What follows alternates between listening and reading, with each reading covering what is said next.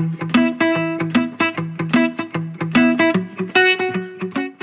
morning, Hoppers. This is Mrs. Sutliff with your writing lesson for the day. Let's hop right in with our learning targets. First, I can give evidence by writing lists. Then, I can use repeated wording in my lists. And finally, I have both stories and lists written to support each of my reasons for my essay.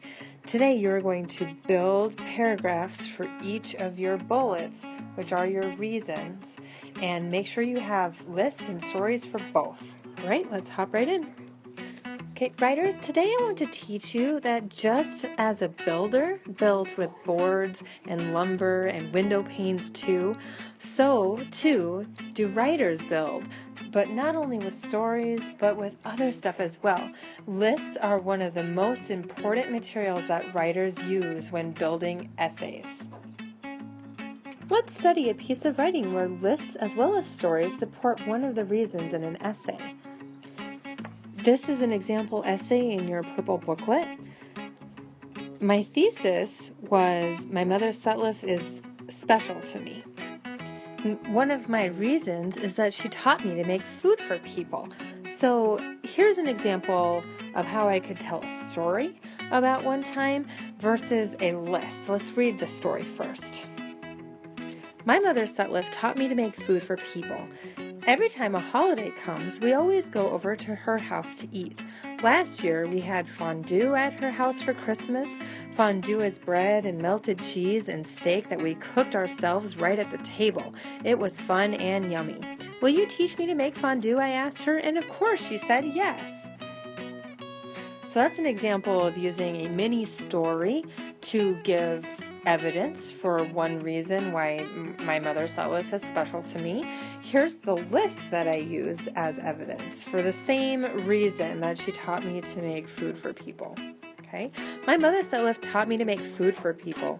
She makes the best salads. She also makes really good fruit bowls. She makes good side dishes like potatoes and rice.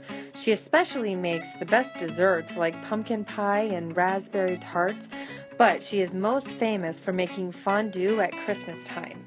Okay. Do you notice the differences between listing examples and telling a story? With my list down here, I have so much more evidence because I'm able to just mention each item in my list versus telling a story, it was only about one time, so not as much evidence. And all of these quick examples here match back to why my mother Sutliff is important to me, because she taught me to make all of this different food for people. Okay. It's really helpful if you start all of your sentences with the same sort of pattern when you're doing your list. It just makes them feel easier to read, so they have good flow.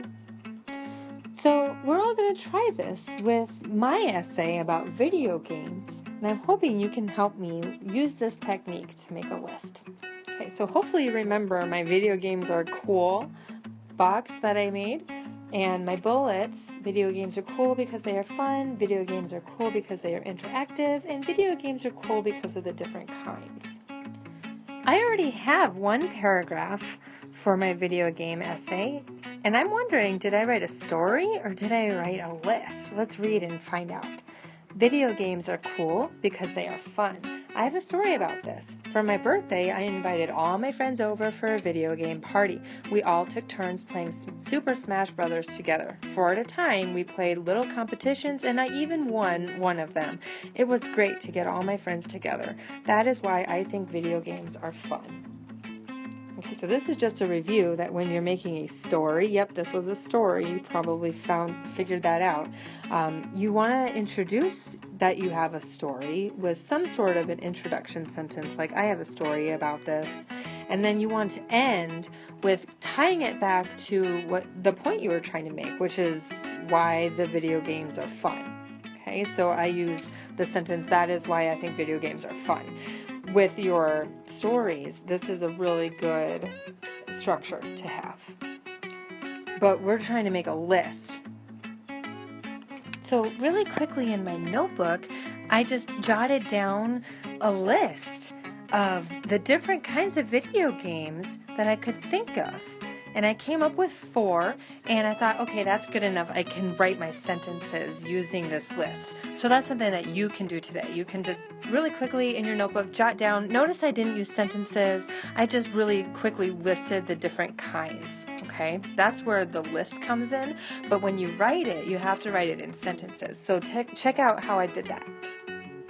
Video games are cool because there are so many different kinds of video games. For example, there are fantasy games where you are in make-believe worlds.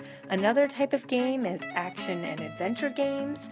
A different kind of game is an online game where you play with other people. But my favorite type of game is an RPG or a role-playing game, which has a great story. These are just some of the different kinds of video games. Okay, so hopefully you see some of the repeating words that I'm using in my list as I was writing them into sentences. First, I have different kinds. I start my paragraph with it's almost like a thesis statement with my reason. Video games are cool because there are so many different kinds of video games. That sets the reader up to know this paragraph is going to be about why video games are cool because there's so many different kinds. Then I use some key words here like another type of game, a different kind of game, my favorite type of game.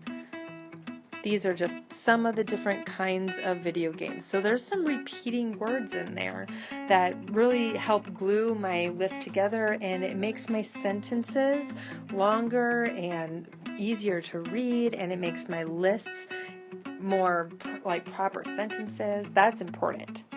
Okay, so right now you're going to get a chance to try this. Look back at your notes from earlier and remind yourself of all the true stories that relate to your first reason.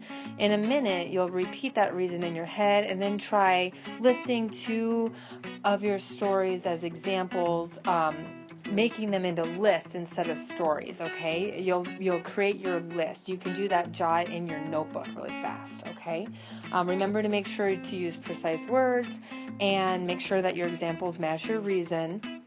You can try listing in your notebook or in your head.